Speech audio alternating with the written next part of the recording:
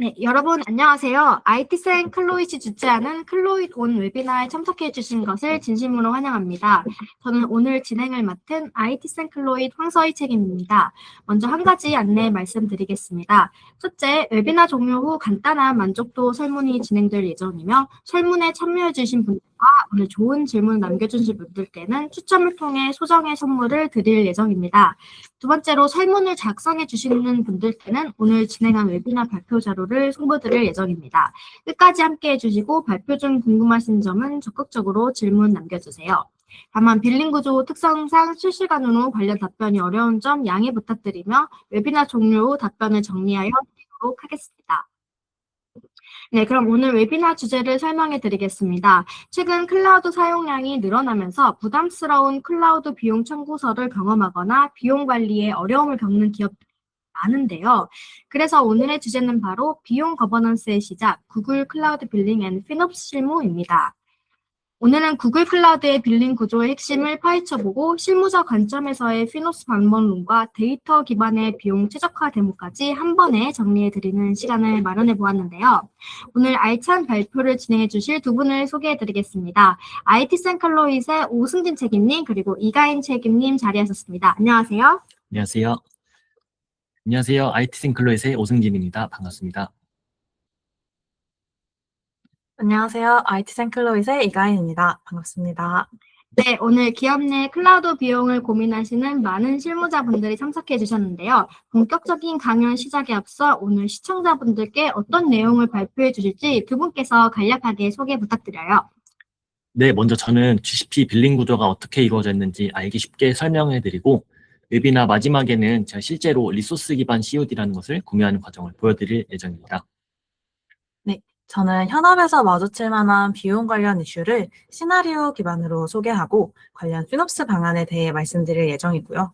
세션 마지막에는 피놉스 방안 중 하나인 라이사이징에 대한 생생한 데모도 함께 보여드릴 예정입니다. 네, 정말 알찬 내용인데요. 벌써부터 기대가 됩니다. 자, 오래 기다리셨습니다. 오승진 책임님과 이가인 책임님의 발표를 지금부터 시작하겠습니다. 네, 앞에서 말씀드린 것처럼 저희는 오늘 웨비나에서 GCP 빌링 구조가 어떻게 이루어져 있는지 또 GCP 콘솔에서 비용은 어떻게 확인하실 수 있는지 설명을 해드릴 거고 그 다음으로는 우리가 사용하고 있는 이 리소스들을 어떻게 하면 더 최적화해서 사용하실 수 있을지 또 피놉스 방법에 대해서 말씀을 드릴 겁니다. 마지막으로는 비용 최적화 방법 중 하나인 이 리소스 기반 COD를 어떻게 구매해서 사용하는지 직접 보여드리는 형식으로 진행하도록 하겠습니다.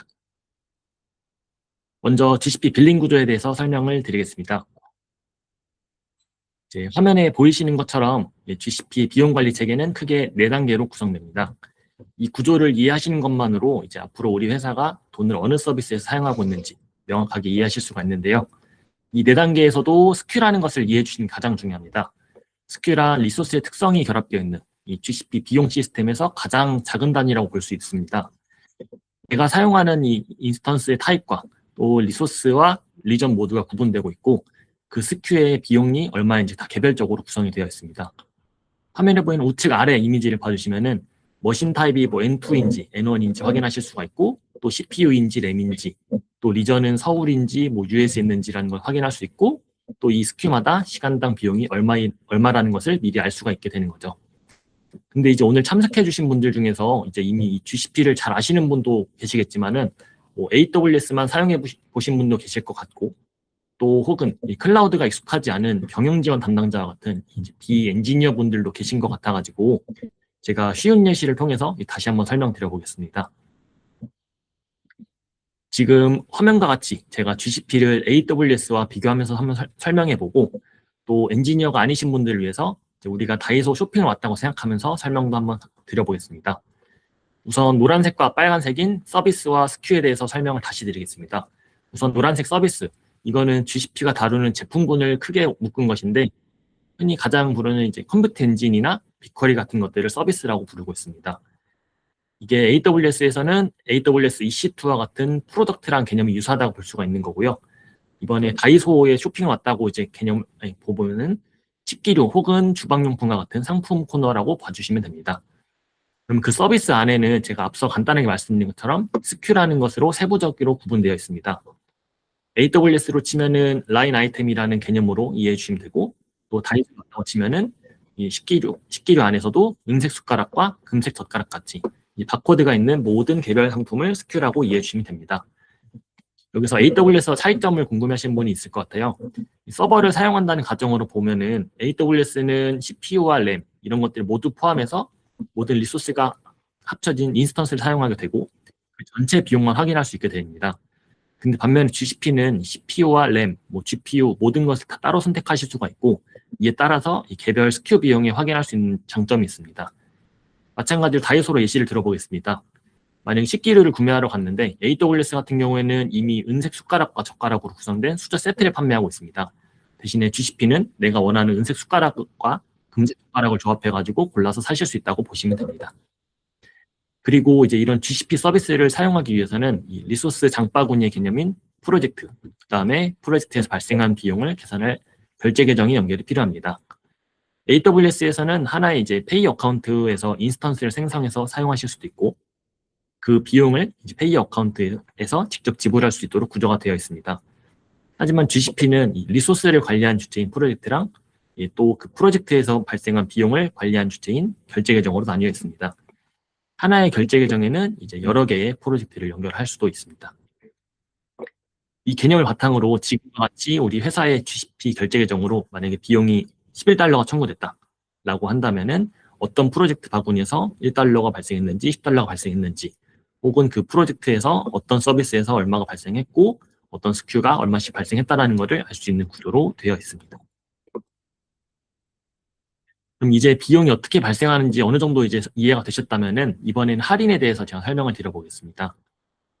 GCP에서는 다양한 할인 프로그램을 운영하고 있기 때문에 잘 골라서 활용하시면은 남들과 같은 걸 사용하시더라도 더 저렴하게 사용하실 수가 있습니다. 우선 첫 번째로는 이 왼쪽 상단에 있는 CUD를 설명드릴 겁니다.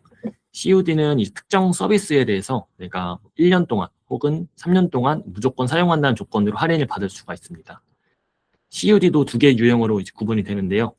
첫 번째로는 컴퓨터 엔진 중에서도 특정 머신 타입의 사용량을 약정하는 리소스 기반 CUD가 있고 클라우드 SQL이나 클라우드 런과 같은 특정 서비스의 사용량을 내가 시간당 얼마 이상은 무조건 사용하겠다라는 조건으로 구매하는 지출 기반 CUD가 있습니다.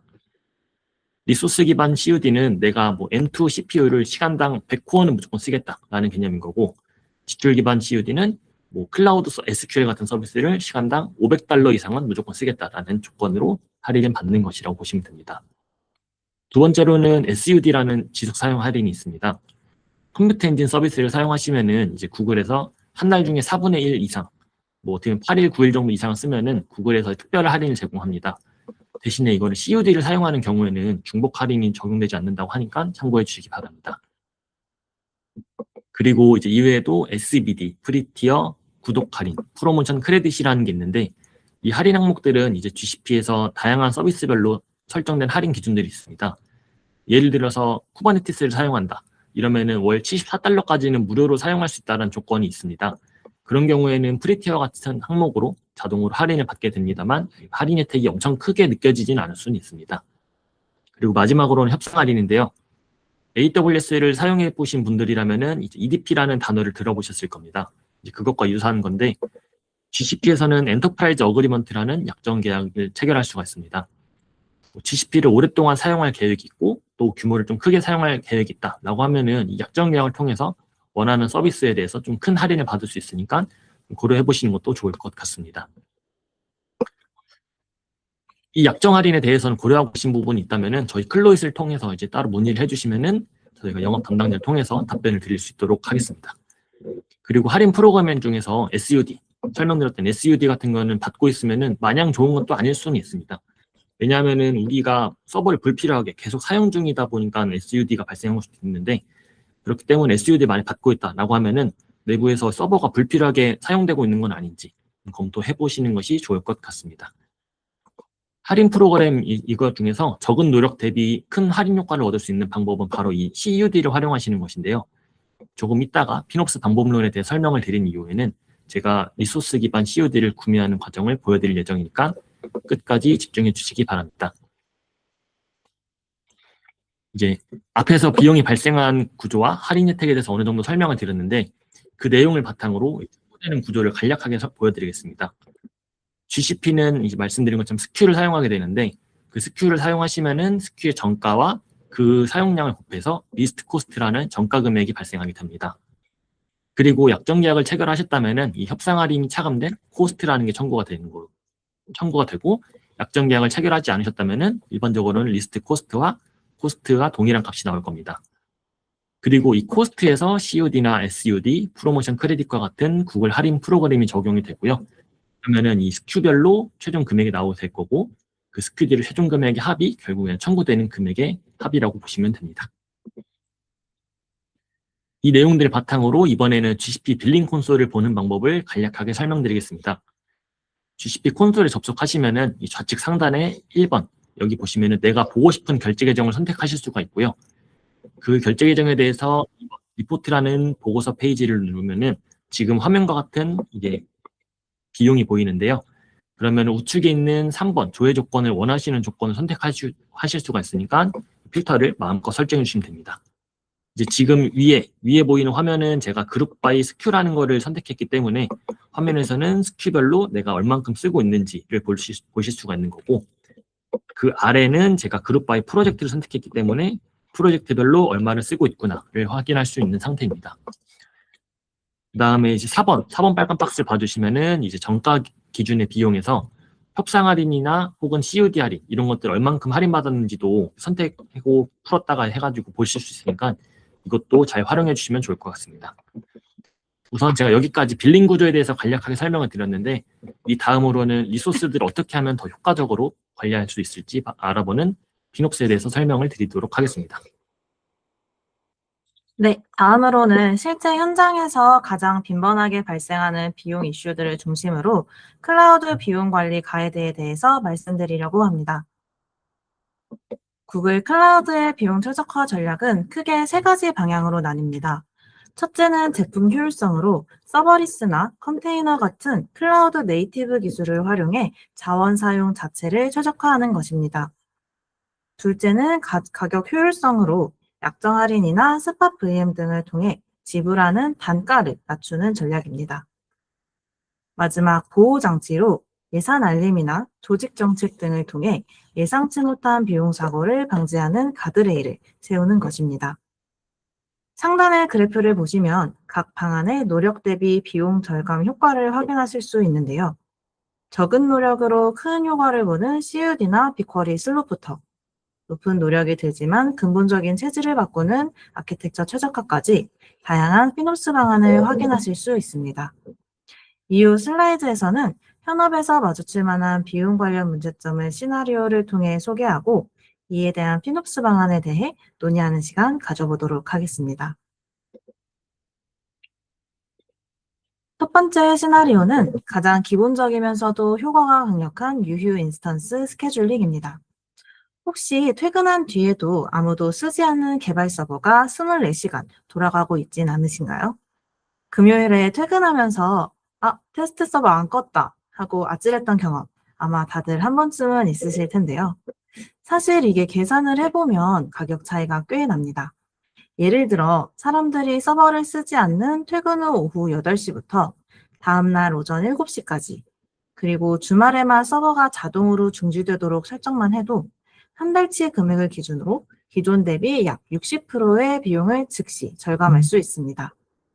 이와 같은 스케줄링 기법은 크게 두 가지 솔루션을 통해 달성할 수 있는데요.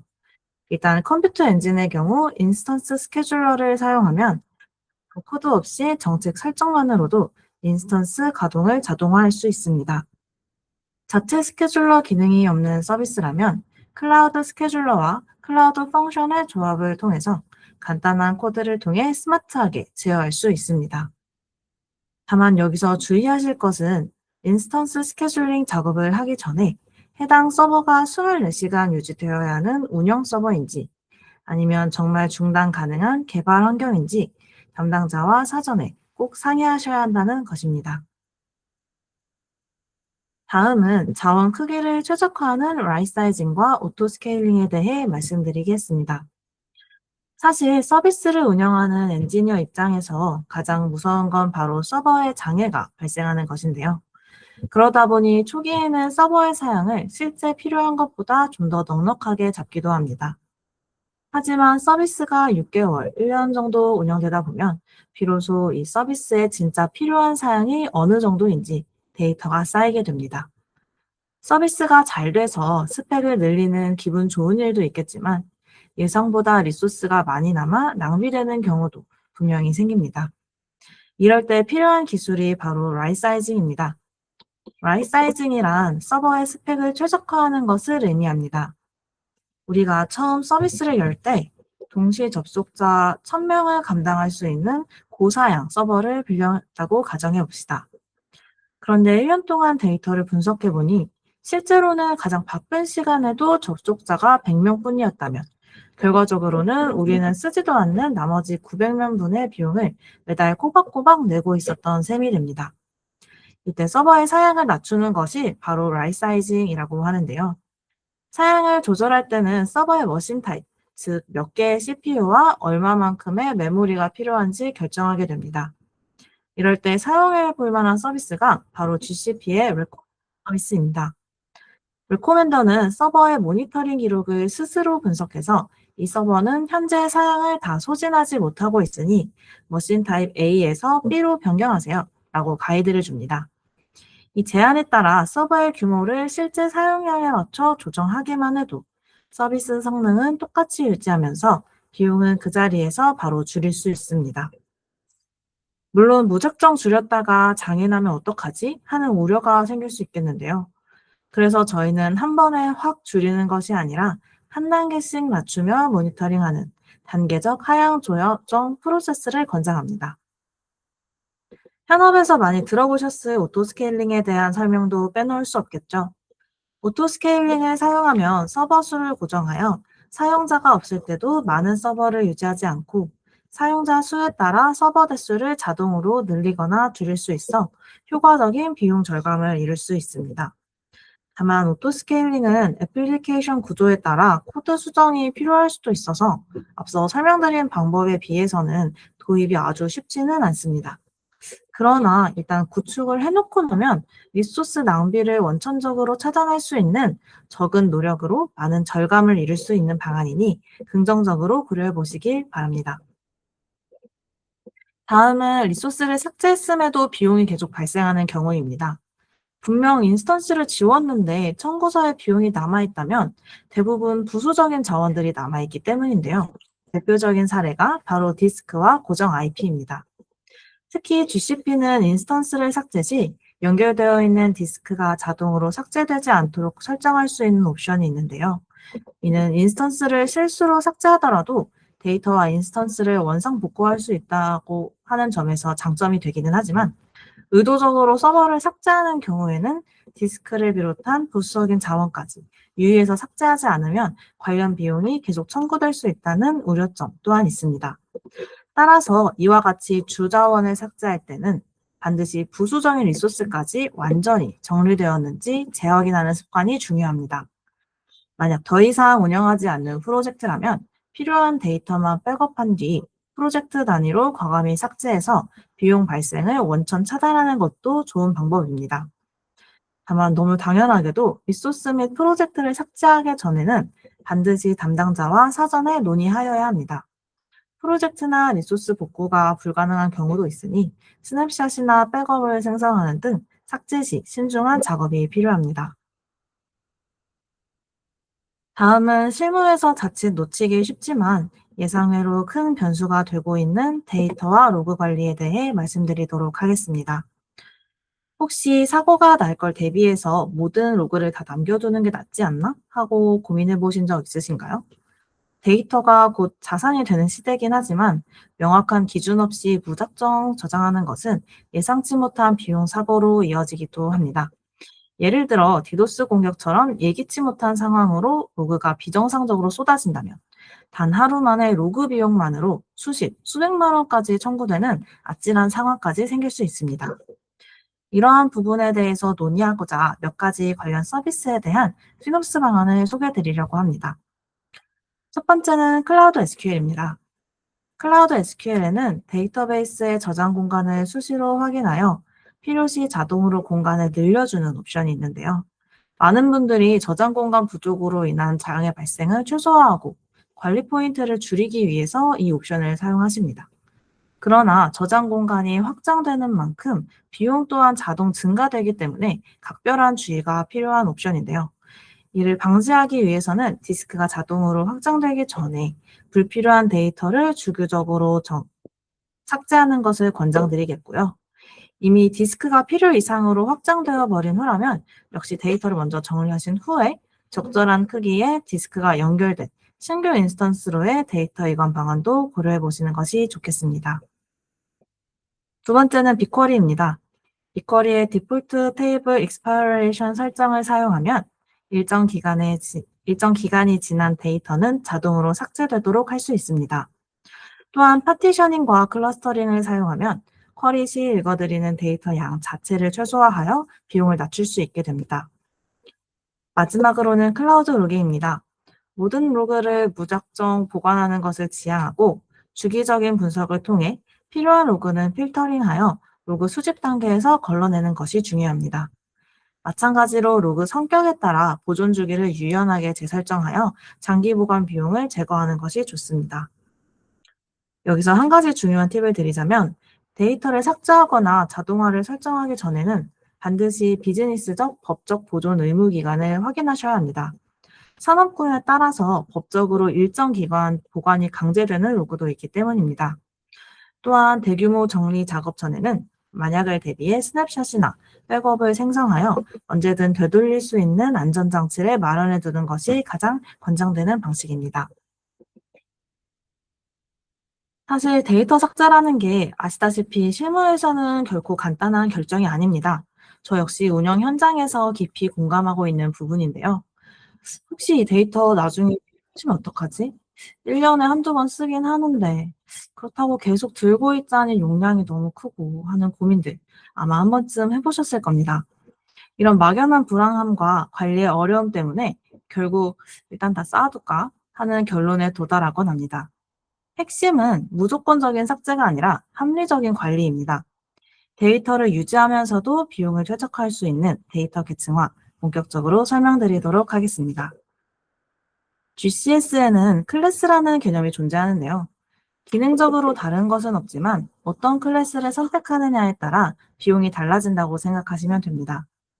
파일에 얼마나 자주 접근하느냐, 또 얼마나 길게 저장할 것이냐에 따라 다른 클래스의 파일을 저장하는 것이 비용 효율성을 극대화하는데요. 이와 같은 작업을 하려면 각 파일의 조회 작업 빈도나 저장 공간 등을 선제적으로 파악하는 것이 중요하겠죠.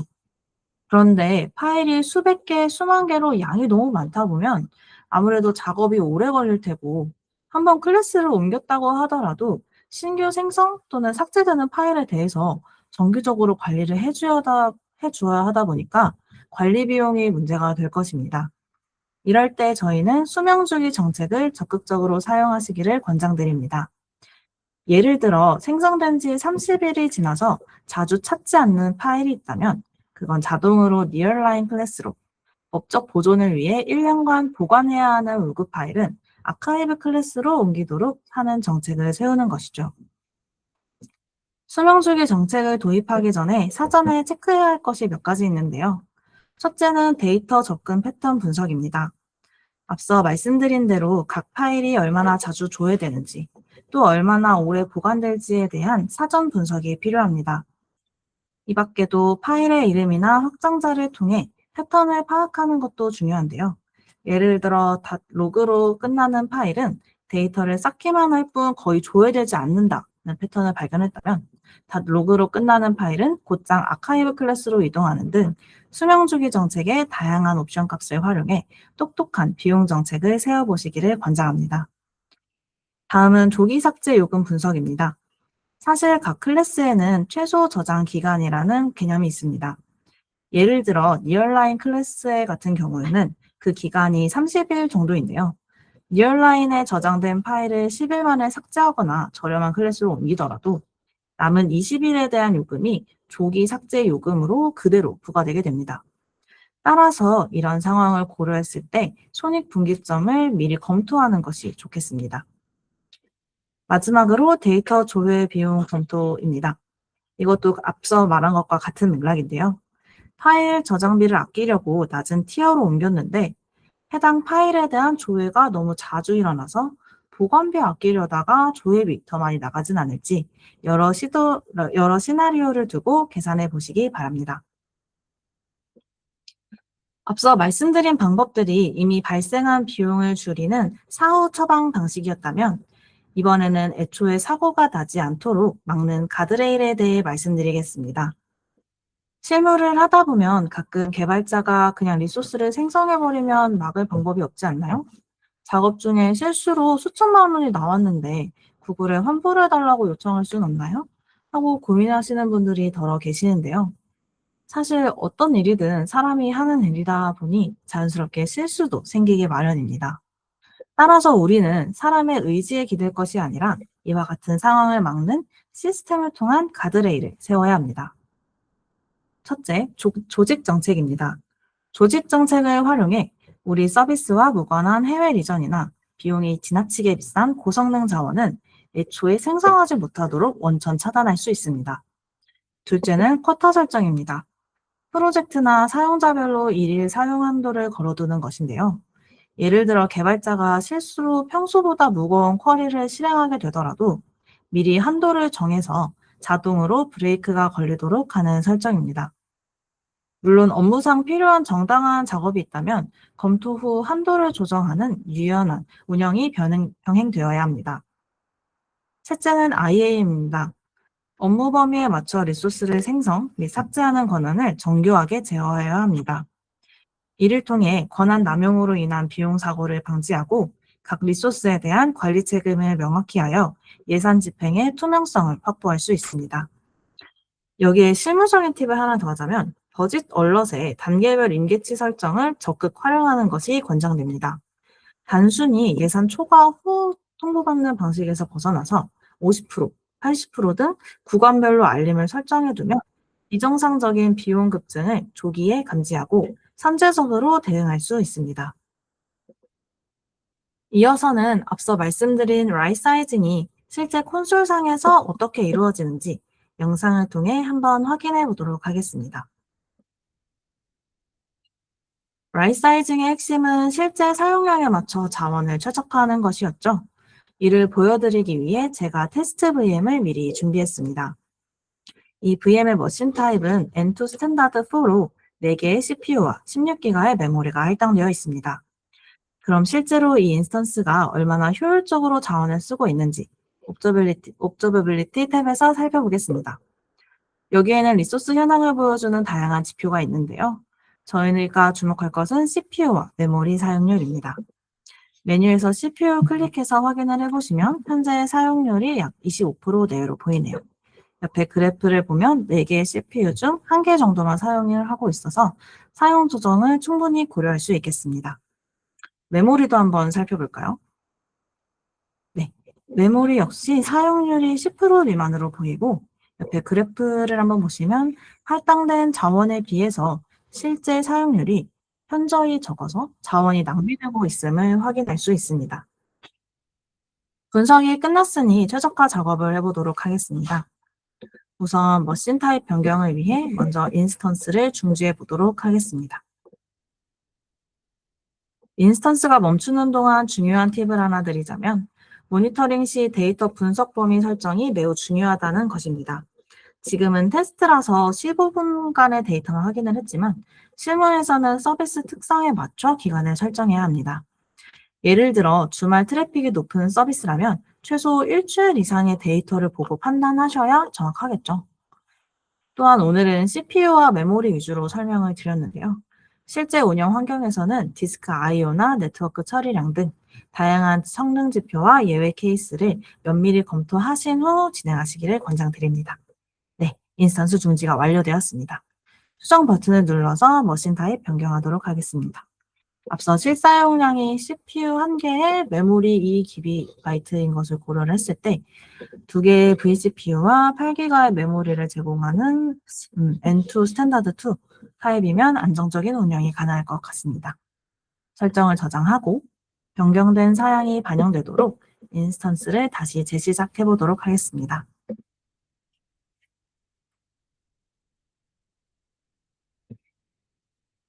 인스턴스가 재시작되고 나면 다시 옵저버빌리티 탭에서 할당된 CPU와 메모리 값이 변경되었는지 볼 텐데요. 요 모니터링 데이터는 아무래도 데이터가 쌓이는 시간이 좀 있다 보니까 인스턴스 시작이 되는 것까지만 확인하고 화면을 넘기도록 하겠습니다. 네, 인스턴스 재시작되었고 시간을 좀 돌려보겠습니다. 옵저버빌리티 탭에 들어왔고요. 우선 CPU부터 한번 볼까요? 네, 그래프를 보니까 CPU 개수가 4개에서 2개로 줄어들었네요. 옆에 CPU 유틸라이제이션 그래프를 보면 사용률도 그만큼 증가된 것을 확인했습니다.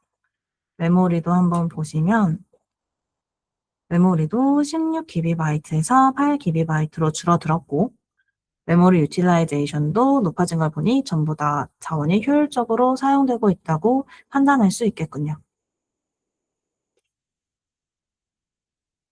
네, 이것으로 라이사이징에 대한 데모 마치도록 하겠고요. 다음으로는 할인 프로그램 중 하나인 리소스 베이스드 CUD에 대한 시험과 관련된 자세한 설명 계속해서 드리겠습니다. 이제 마지막으로 적은 노력으로 큰 비용 절감 효과를 얻을 수 있는 리소스 기반 CUD를 어떻게 구매하면 되고 또 어떻게 활용해야 될지 설명을 드리도록 하겠습니다. 우선 첫 번째로는 저희 회사가 사용하고 있는 리소스에 대해서 CUD를 걸만한 게 있는지 확인을 해야 됩니다. 지금 예시로 보여드린 것은 저희 회사 내에서 사용하고 있는 프로젝트고요. 현재 N2 머신에 대해서 CPU와 램을 매일 꾸준하게 사용하는 것을 알 수가 있습니다. 그래서 저희는 이 리소스에 대해서 약정을 걸어보도록 하겠습니다. 리소스 기반 CUD는 이 프로젝트 레벨에서 구매를 해야 되기 때문에 이 좌측 상단에 있는 CUD를 구매할 프로젝트를 선택해 주셔야 되고요. 그 다음에는 콘솔에 있는 컴퓨터 엔진으로 접속을 해주시면 됩니다. 현재는 저 CUD 테스트라는 프로젝트에서 구매한 CUD가 없기 때문에 여기 약정 사용 할인 메뉴에 들어와도 아무런 약정 정보가 확인되지 않는 것을 보실 수가 있습니다. 중간에 있는 약정 구매 버튼을 눌러보겠습니다. 약정 구매 버튼을 누르면 화면과 같이 어떤 것을 구매하실 수 있도록 입력을 하도록 되어 있습니다. 우선 맨 위에 이름은 내부에서 관리하실 수 있도록 지정을 하시는 게 좋을 것 같습니다. 그리고 밑에 리전과 약정 유형을 선택할 수가 있는데 저희는 아까 N2 머신 서울 리전을 사용하고 있었기 때문에 리전은 서울을 선택하고 약정 유형은 범용 N2를 선택하도록 하겠습니다. 약정 기간에 대해서는 일반적으로는 1년 약정을 걸면은 37% 할인 혜택이 있으시고 3년 약정을 걸면은 55% 할인 혜택이 제공되기 때문에 원하시는 기간을 선택하시면 되겠습니다. 그리고 저희는 이번에 CPU 2코어와 메모리 8기가를 구매해 볼 예정이라서 화면과 같이 2코어와 8기가를 입력했고 구매 버튼을 누르시면 됩니다. 그러면은 이제 우측 화면과 같이 약정 구매 이후에는 취소가 불가능한 점과 약정 활성화에는 태평양 표준시 기준으로 내일부터 적용된다는 점을 안내하고 있으니 참고해 주시기 바랍니다. CUD 구매가 완료되면은 이제 아까와 다르게 약정 현황에서 방금 구매한 CUD 2코어와 8기가가 구매된 것을 확인하실 수가 있는데요. 상태는 아직 활성화가 아닌 대기 중이라 나오고 있는 것도 함께 확인이 가능합니다. CUD를 구매하셨다면 이제 후속으로 이 장표를 꼭 해주시기를 권장드립니다. 저희 GCP 빌링 콘솔에 들어가시면은 CUD 범위 및 설정이라는 메뉴를 선택할 수가 있는데요. 우측의 이미지처럼 이 버튼을 누르고 나타납니다. 기본적으로는 이 중간에 빨간 박스에 프로젝트가 선택이 되어 있을 겁니다. 이거를 프로젝트가 아니라 결제 계정으로 선택하신 다음에 저장 버튼을 눌러주시기만 하면 되는 건데요. 지금 이 절차를 하는 이유는 아래 예시처럼 만약에 저희가 CPU 약정을 2코어를 구매했다고 쳐보겠습니다. 근데 만약에 제가 CPU를 1코어밖에 사용하지 않았다라고 한다면은 지금 남은 1코어는 다른 결제 계정에 CUD 할인으로 차감되도록 변경을 한 겁니다. 프로젝트로 선택을 한다면은 남은 1코어는 어디에 적용되지 않고 낭비가 되게 됩니다. 그렇기 때문에 내가 꼭 CUD를 잘 활용할 수도 있지만은 낭비가 될 수도 있기 때문에 꼭 결제 계정을 선택해가지고 낭비되지 않도록 설정을 해주셔야 됩니다. 구글에서도 이 절차가 뭐 불필요하다고 판단했는지 이제 올해 6월 16일부터는 이 시스템 디폴트 값이 결제 계정으로 변경될 거라고 하니까 그 전까지는 꼭 이 작업을 해주시기를 권장드립니다. 앞에서 이제 COD 범위를 결제 계정으로 변경을 했으면은 일단 이 결제 계정에서 구매한 리소스 기반 COD는 결제 계정에 대해서 COD가 공유되도록 설정이 되었습니다. 여기까지만 설정하시면은 이 COD를 사용하시는 데는 큰 문제가 없긴 하지만 간혹 이런 기업이 또 존재합니다. 우리가 1번 프로젝트와 2번 프로젝트에서 발생한 비용은 명확하게 구분이 되면 좋겠습니다. 예를 들어서 이제 1번 프로젝트는 우리 회사에서 R&D 예산에서 뭐 관리되고 있다고 치고 또 2번 프로젝트는 외부 프로젝트 비용으로 처리가 되고 있다고 가정을 해봅시다. 우리 회사 내부 비용을 줄이기 위해서 1번 프로젝트 담당자가 COD를 2코어와 8기가를 구매했다 하더라도 현재로서는 구매한 수량 모두 프로젝트 1번에 할인이 되지 않습니다. 왜냐하면은 이제 COD 할인이 결제 계정에 공유되도록 설정되었기 때문인데요. 다음 장에서 설명해드릴 이 COD 할인 우선순위를 지정하지 않는다면은 COD 할인은 같은 결제 계정에서 같은 리소스를 사용한 비율에 따라서 할인을 적용하게 됩니다. 즉, 프로젝트 1번은 2코어만큼 COD를 구매했지만 결제 계정 전체에서 보면은 지금 CPU가 6코어가 사용되고 있고 그 중에서 1번 프로젝트에서는 4코어를 사용하고 있으니까 COD 물량은 2코어 중에서 3분의 2 비율만큼인 1.33코어만 할인을 받게 됩니다. 마찬가지로 메모리를 8기가만큼 약정을 구매했지만 내가 16기가를 사용하고 있기 때문에 결제 계정의 비율에 따라서 5.33기가만큼만 할인을 받게 됩니다. 결제 계정 레벨에서 본다면은 사실 2코어와 8기가만큼 할인이 적용되었기 때문에 전체 비용에선 사실 문제가 없긴 합니다. 대신에 이제 프로젝트 1번 예산 담당자는 2코어를 할인 받을 거라고 이제 위에 보고를 했을 건데 그것과 다르게 1.33코어밖에 할인이 되지 않았으니까 뭔가 거짓 보고가 된 것처럼 좀 이제 보일 수가 있죠. 그렇기 때문에 이런 상황을 방지하기 위해서는 뒤에서 설명드릴 우선순위 할당을 꼭 해주셔야 됩니다. 화면과 같이 다시 GCP 콘솔에서 약정 사용 할인이라는 것에 들어가시면은 제가 방금 구매한 COD 현황을 보실 수가 있습니다. 방금 구매했던 CPU 2코어와 메모리 8기가인 걸 확인하실 수가 있는 거죠. 여기서 우측에 보이시는 저작자 표시 구성 버튼을 누르시면은 다음 이미지와 같이 기본적으로는 비례가 선택되어 있는 것을 보실 수가 있습니다. 이 버튼을 이제 우선순위 지정을 선택하신 다음에 원하시는 프로젝트와 물량을 지정해 주시면 됩니다. 그렇게 돼야 이제 2코어를 구매했는데 제가 지금은 한 개 프로젝트에 대해서 2코어를 지정했지만은 뭐 2개 프로젝트에 1코어씩 지정할 수도 있습니다. 이렇게 작업을 해주셨다면은 이제는 약정을 구매한 물량 모두 1번 프로젝트에 할당이 됩니다. 여기서 이제 1번 프로젝트에 N2 사용량이 줄면은 남은 약정이 없어지냐고 이제 문의를 하실 수가 있는데요. 우리가 맨 처음 COD 범위를 프로젝트에서 결제 계정으로 설정을 변경했잖아요. 그렇기 때문에 남은 물량에 대해서는 다른 프로젝트 사용량에 따라서 COD 할인이 다시 차감됩니다. 다시 이 예시로 설명을 드려보면은 이제 1번 프로젝트에서는 원래 그러니까 지금 우선순위 지정했기 때문에 기본적으로는 2코어와 8기가를 모두 할인을 받긴 합니다만 만약에 사용량이 1코어와 3기가로 줄어들었다 라고 하면은 일단은 1코어와 3기가는 할인을 받게 되고요. 나머지 1코어와 5기가는 다시 나머지 프로젝트에 대해서 분배가 됩니다. 그렇기 때문에 초반에 설명드렸던 COD 범위 지정을 꼭 해주시는 게 좋고 또 그 다음에 프로젝트별로 비용 관리를 해야 되는 기업이라면 우선순위 설정까지 하셔야 정확한 비용 관리가 가능해지는 점 참고해 주시기 바랍니다. 자, 이렇게 저희가 오늘 준비한 자료는 대부분 설명을 드렸고요. 결국 비용 최적화를 위해서는 이 화면을 잘 기억해 주시는 게 좋을 것 같습니다. 첫 번째로는 방금까지 설명드렸던 COD를 전략적으로 활용하시는 것을 권장드립니다. 작은 노력으로 이제 큰 효과를 얻을 수 있기 때문에 추천을 드리는 액션입니다. 두 번째로는 GCP 레코멘더를 적극적으로 활용하셔야 됩니다. GCP에서 사용자의 사용 패턴을 분석해서 제공한 정보인 만큼 이것만 잘 따라하셔도 어느 정도의 최적화는 달성하실 수가 있을 겁니다. 마지막으로 이 피녹스 활동은 사실 한 번에 다 처리할 수는 없습니다. 작은 단위부터 모니터링을 시작하시고 또 어떤 작업을 하실 수 있을지 분석해보고 실행하신 다음에 다시 조정하는 이 루프를 반복하면서 피녹스를 고도화하는 것이야말로 피녹스의 시작이라고 볼 수가 있겠습니다.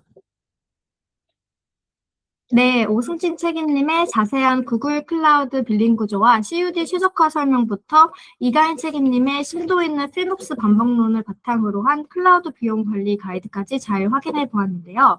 막연하고 복잡하게만 느껴졌던 클라우드 비용 청구 구조를 명확히 이해하고 당장 실무에 적용해 볼 수 있는 구체적인 비용 최적화 노하우를 얻어갈 수 있는 귀한 시간이었습니다. 네, 열정적인 세션을 들려주신 두 분 고생 많으셨습니다. 그럼 지금부터는 클라우드 비용과 피놉스 관련하여 많이 물어보시는 질문들을 바탕으로 궁금증을 풀어보는 FAQ 세션을 진행하겠습니다. 네, 우선 GCP 빌링과 관련된 질문을 FAQ로 준비해보았는데요. 첫 번째 질문으로는 GCP 시스템의 시간대가 KST인지 묻는 질문이 많았습니다. 네, 오승지 책임님 답변 부탁드려요. 네. 저희 아까 보여드렸던 GCP 콘솔 시스템에 보이는 날짜나 시간이 이제 KST인지 많이들 궁금해하세요. 근데 아까 보여드렸던 GCP 빌링 콘솔에 있는 보고서 페이지는 기본적으로 KST가 아니라 태평양 표준 시인 PST 타임존을 따르고 있습니다. 따라서 일별 비용을 확인하실 때 타임존 차이를 고려해 하셔야 정확한 분석이 가능해집니다. 네, 두 번째로는 사용일 기준으로 비용을 조회했는데 실제로 청구된 금액과 다르다는 문의가 많습니다. 예를 들면 콘솔에서 2월 1일부터 28일까지를 조회했을 때 5만 원이라고 보이는데 실제로는 5만 5천 원이 결제가 되는 경우인 것 같은데요. 이제 요거는 이제 리소스 사용 시점, 그리고 비용 확정, 그러니까 청구되는 시점이 다르기 때문입니다. 시스템 특성상 리소스를 사용하고 나서 빌링 데이터가 적재될 때까지는 아무래도 약간의 지연이 발생할 수가 있습니다. 특히 이제 월말에 사용하신 리소스 금액은 이제 저희 데이터 처리 시간에 따라서 이번 달이 아니라 다음 달로 포함될 때 청구될 수 있는데요. 그 과정 때문에 사용일 기준으로 조회된 금액과 실제로 청구된 금액 사이에 미세한 차이가 발생할 수 있습니다. 비슷한 원리로 오늘 쓴 비용이 얼마인지 확인하고 싶으실 때는 당일에 확인하시는 것보다는 데이터가 쌓이는 시간, 그리고 타임존 차이를 감안하셔서 며칠 뒤에 확인하시는 것이 사실 더 정확하게 될 겁니다. 네, 그리고 가장 중요한 질문일 수도 있을 것 같은데요. 이번 달에 청구된 금액 중에서 어떤 프로젝트 혹은 어떤 SKU에서 비용이 많이 나왔는지 알고 싶을 때는 어떻게 하면 좋을까요? 이것도 마찬가지로 앞에 설명드린 것처럼 GCP 빌링 콘솔에 들어가셔서 빌링 리포트를 확인해 보시면은 필터링 기능이 있기 때문에 제가 원하는 조건으로 비용을 조회해 볼 수가 있습니다. 여기서 이제 그룹 바이 프로젝트랑 그룹 바이 SKU를 선택해서 조회해 보시면은 프로젝트별 지출 규모나 특정 스킬별로 상세 비용을 한눈에 파악하시고 비교를 해보실 수가 있습니다.